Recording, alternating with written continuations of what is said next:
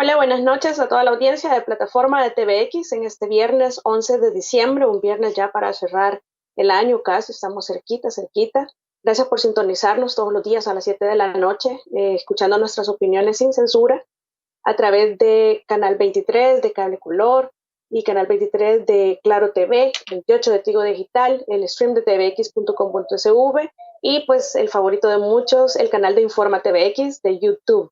También los invito a que si les gusta este video, pues le dejen el like como siempre, así a las páginas también de plataforma SV de este programa en Facebook y en Twitter.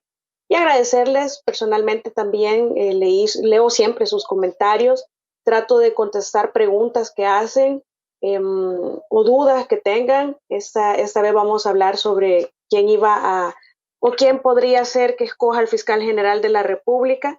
Espero que no se me quede esa parte importante porque es una pregunta de alguien que escribió. Y bueno, también agradecer, nos sintonizaron, me parece que desde Costa Rica, Canadá, de diferentes lados de todo Estados Unidos, una persona de nacionalidad colombiana, muchos saludos también, que nos escribió haciendo sus consultas, también ahí en los comentarios que se dejan después, no en el live. Pero bueno, un saludo muy especial, muy cordial para todos.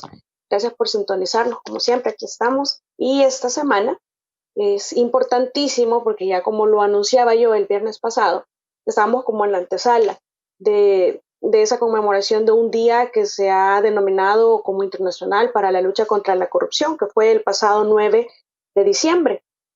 Y es importantísimo porque si de algo hemos padecido en El Salvador, desgraciadamente, es precisamente del flagelo de la corrupción que se manifiesta de diferentes formas y que al final del día, en realidad, yo siempre lo he sostenido que la corrupción mata más que la criminalidad pandilleril, porque de hecho la corrupción es la que ha generado en parte y en una gran parte el nacimiento de este tipo de criminalidad en el país. Ya lo hemos discutido también de la migración forzada.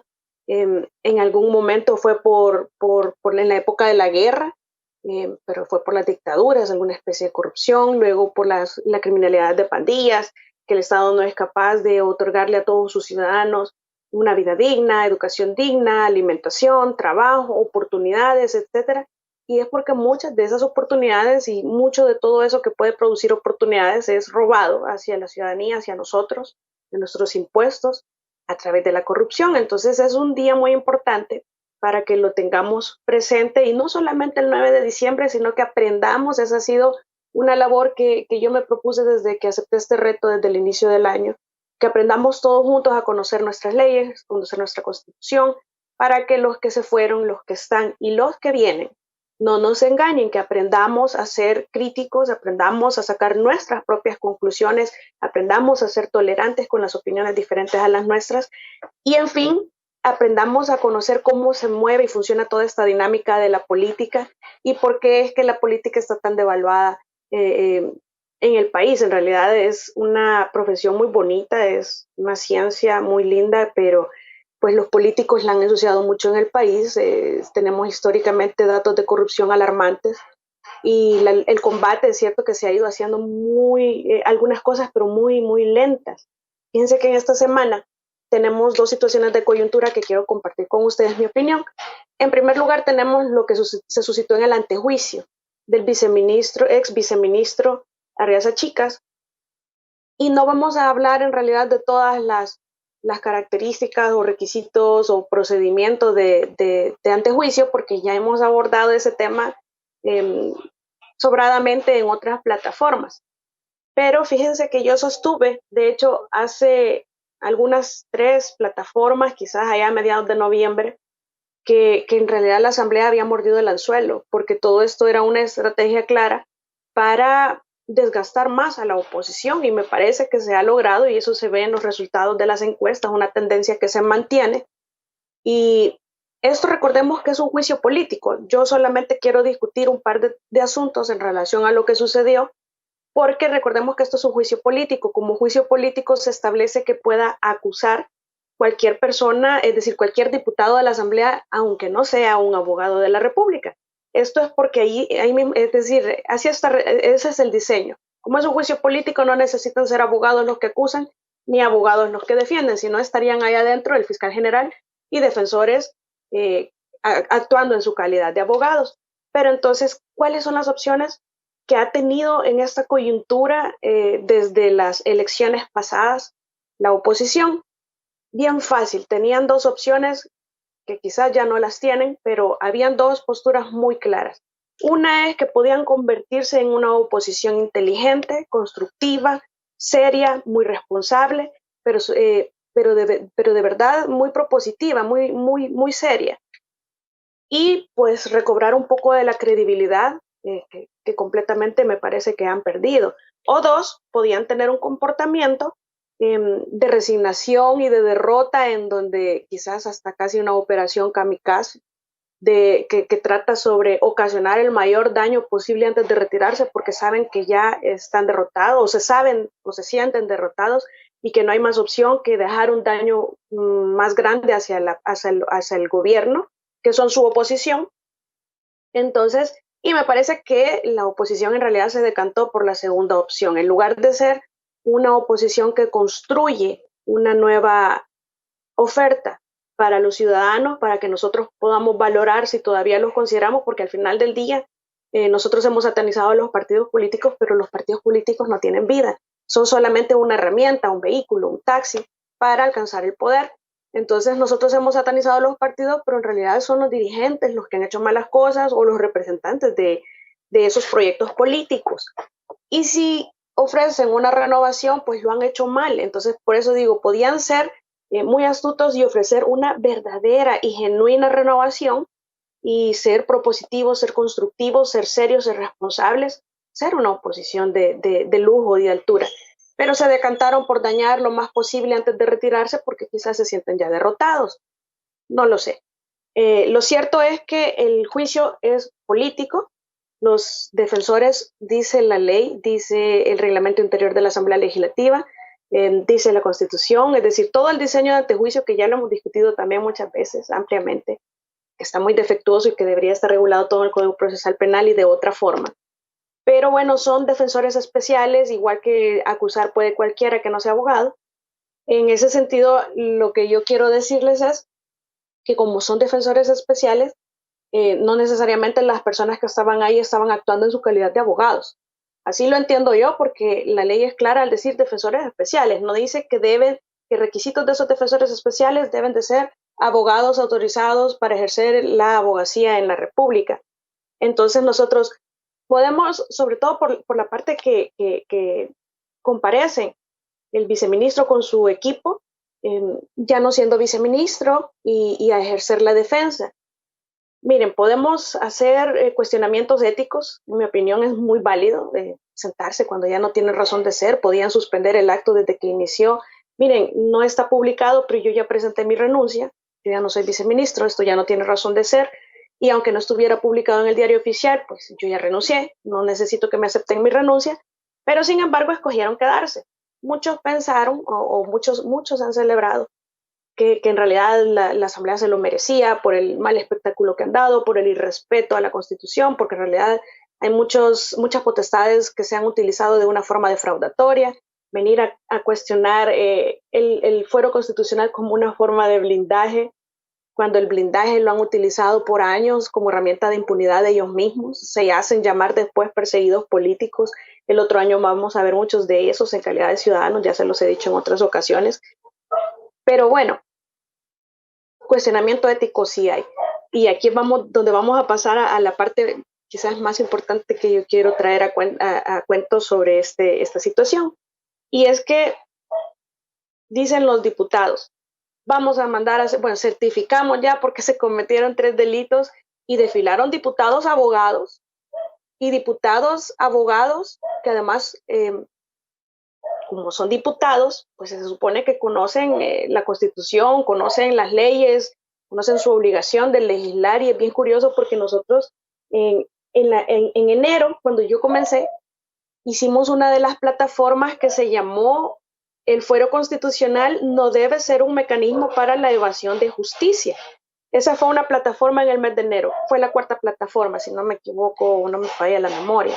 En esa plataforma yo les explicaba un poquito del procedimiento de regulación del fuero constitucional en el país.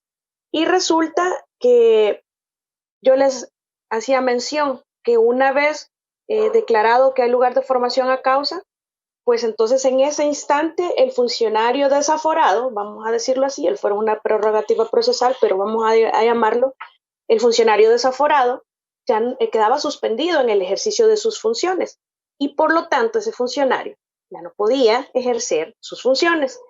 Entonces, ¿qué pasa? Dice el artículo 237 y aquí vamos a ver la lámina número 1 para esta noche. Esta lámina número 1 contiene el artículo 237 de la Constitución de la República. Ustedes van a ver en pantalla subrayada específica la parte en donde se establece que el funcionario que que se ha determinado que hay lugar de formación a causa en su contra, que se le ha removido ese fuero, queda inmediatamente suspendido en el ejercicio de sus funciones y aquel funcionario, ahí van a ver subrayado, que continúe ejerciendo sus funciones, pues cometerá el delito de prolongación en las funciones.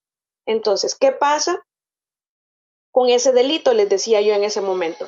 Dice, en caso contrario, se hará culpable del delito de prolongación de funciones. ¿Qué pasa con ese delito? Decía yo en aquella plataforma.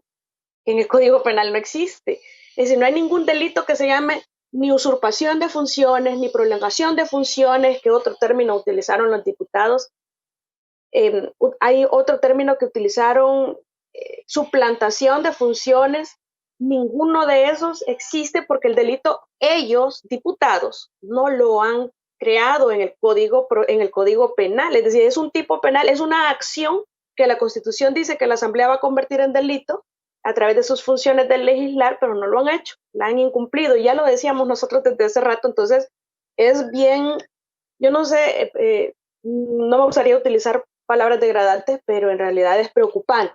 Es muy preocupante que nuestros legisladores no sepan que hay un mandato constitucional que tienen obligación de cumplir y que no lo hayan cumplido, porque ese delito no existe y que además de eso digan abiertamente todos, aún algunos abogados, que cometieron ese delito. Yo creo que en algún momento alguien les dijo prolongación de funciones o lo leyeron, lo escucharon, no sé. Pero lo cierto es que de verdad creen que hay un delito que se llama así y todavía le quieren atribuir el encubrimiento a los defensores por la comisión de ese delito que no existe y fraude procesal, me parece. El fraude procesal todavía no termino de comprender a dónde lo quieren encajar. Pero el hecho es que esta Asamblea Legislativa ha tenido una especie de comportamiento en donde se han creído Fiscalía General de la República, se han creído Corte de Cuentas de la República, cualquier otra institución que no es lo que les ha encomendado la Constitución de la República, y ciertamente no son la Fiscalía y bueno, ellos están comportándose así como la Fiscalía, que llevan ante los jueces nosotros decimos en la jerga jurídica, aquella camándula de delitos para ver cuál de todos le pega, ¿verdad? En este caso no les va a pegar ninguno, pero bueno, hay que esperar el análisis que hace la Fiscalía, que ya vimos también que ha resultado un poco defectuoso, porque en este caso queda nada más analizar nosotros qué viene ahora, porque si ya tenían el requerimiento hecho, pues ¿por qué no lo han presentado en los juzgados? Y eso es bien sencillo de responder, porque todos sabemos que basaron o fundamentaron su caso en una ley orgánica de la Policía Nacional Civil que está derogada. Eso es otro tema peligrosísimo, de suma ignorancia, inexcusable ignorancia, de verdad. Es decir, es inconcebible que en el nivel de antejuicio, donde son unidades especializadas de la Fiscalía, el mismo fiscal tiene que verificar en estos casos tan delicados que todo se ha hecho conforme a la ley, que todo se está haciendo de una forma que es la imagen de la institución. Pero ir a promover un antejuicio con fundamento en una ley derogada deja muchísimo que desear, y ahí vamos a entrar al tema que viene de la inconstitucionalidad de nombramientos para ir cerrando ya acá. Pues están arreglando todo el requerimiento fiscal porque no lo pueden ir a fundamentar a los juzgados con una ley derogada, porque de inmediato se les va a caer, definitivamente se les va a caer. Y pues tienen que hacer el análisis también si detienen o no detienen al ex viceministro. Vamos a ver si va a continuar siendo un poco selectiva esa decisión en cuanto a quién detener y a quién no detener, a quién va a considerar el fiscal que cumple con los arraigos y que no hay periculum in mora, que no hay apariencia de buen derecho, tanto como para girar detenciones, que ya hemos visto que los tratos son desiguales en esta administración, lastimosamente es así. Pero bueno, hay que entonces esperar a ver qué va a pasar. si cumple con la Constitución y la Ley Procesal Penal, yo creo que los arraigos se cumplen, al igual que se cumplieron con otros funcionarios y con otras muchas personas que lastimosamente están detenidas porque, como decía Monseñor Romero, ¿verdad? La serpiente es como la justicia y muerde únicamente al pie de los descalzos. Dicho esto, vamos a pasar a la parte de la inconstitucionalidad de los nombramientos. Interpuse una demanda de inconstitucionalidad contra el decreto 220 del 21 de diciembre del 2018, que es donde queda nombrado el actual fiscal general de la República. Yo contra él no tengo nada. Pero sí es una dinámica, es un comportamiento reiterado, ya común en la Asamblea Legislativa, que nos den como ciudadanía, allá por el 19, el ordinal 19 del artículo 131 de la Constitución dice que ellos van a elegir a todo el Ministerio Público Fiscal, es decir, a la Fiscalía, a la Procuraduría de Derechos Humanos y a la Procuraduría General de la República.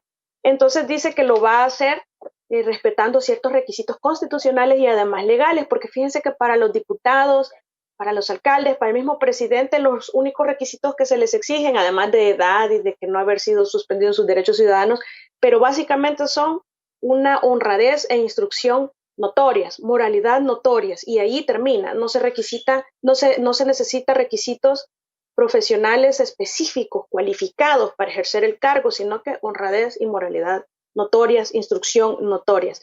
Esos son básicamente todos esos requisitos del 151 para ser presidente, por ejemplo, 160 para ser ministros, por ejemplo, 126 para los diputados. No, todos redundan en la notoria honradez e instrucción y la moralidad e instrucción notorias también. Pero para las elecciones de segundo grado que les estaba enunciando anteriormente del artículo 131 de la Constitución, ordinal 19, que ahí establece que va a elegir a todos los magistrados de la Corte de Cuentas de la República, del Tribunal Supremo Electoral, todos los miembros del Consejo Nacional de la Judicatura, todos los magistrados de la Corte Suprema de Justicia, bueno, en fin, todos los que escoge y todo el Ministerio Público Fiscal, dentro de los cuales está el Fiscal General de la República.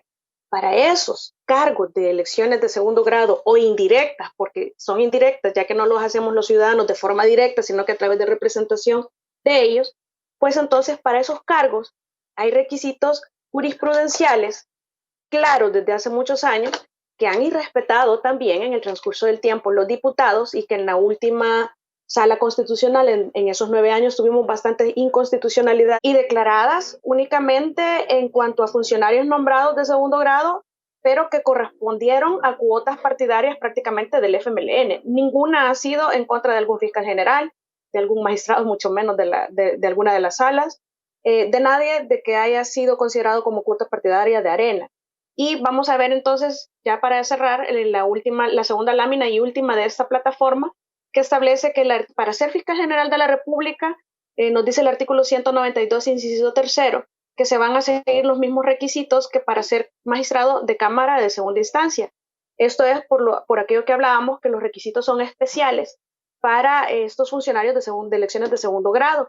Entonces, vamos a ver en el artículo 177, que ahí es donde se establece lo de la moralidad y competencia notorias, que es en realidad una especialización sobresaliente de la persona que va a ejercer el cargo, porque es una especialización precisa para ese cargo. Especialización que el doctor Melara, un currículum muy impresionante, pero no para desempeñar precisamente el cargo de fiscal general. Entonces, ¿qué es lo que sucede con todo esto?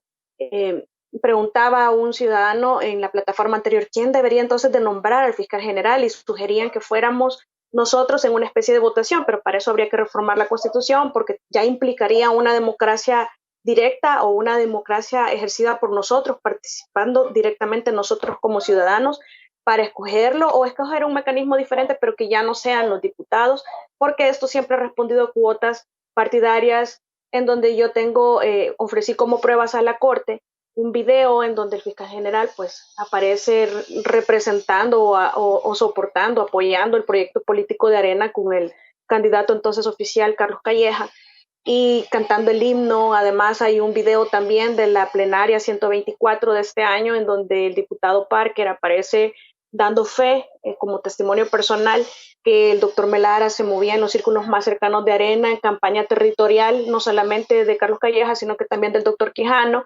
Y bueno, está muy probado, incluso un ex magistrado de la Sala Constitucional anterior mencionó que si esa sala estuviera en este momento ejerciendo funciones, ya hubieran declarado inconstitucionales ese nombramiento. No es nada contra el doctor Melar, es simplemente cumplimiento de requisitos legales, constitucionales y jurisprudenciales.